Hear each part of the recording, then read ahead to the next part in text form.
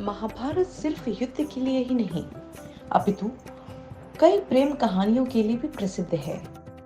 इस युद्ध के दौरान हुई हैं कई प्रेम कहानियां। आज हम आपको बताएंगे अर्जुन और उनकी 4 पत्नियों की प्रेम की दास्तां। अर्जुन पांचों पांडवों में से सबसे ज्यादा आकर्षक थे और कई कन्याएं उन्हें देखकर मोहित हो जाती थीं।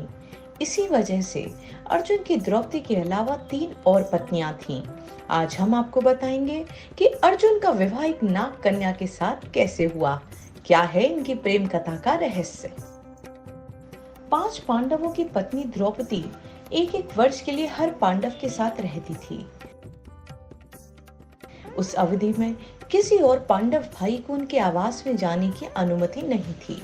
इस नियम को तोड़ने वाले किसी भी पांडव को दंड स्वरूप 1 वर्ष के लिए देश से बाहर रहना पड़ता था।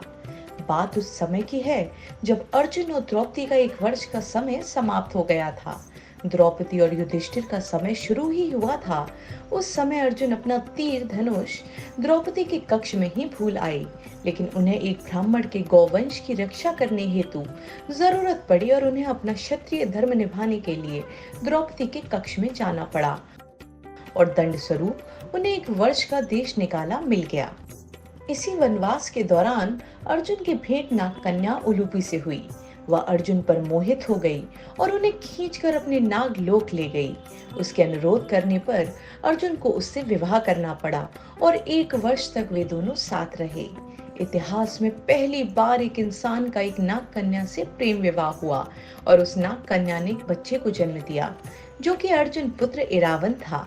अर्जुन की 2 और पत्नियां कौन थीं और कैसे उनसे प्रेम हुआ अर्जुन को, ये हम आपको बताएंगे हमारे अगले एपिसोड में।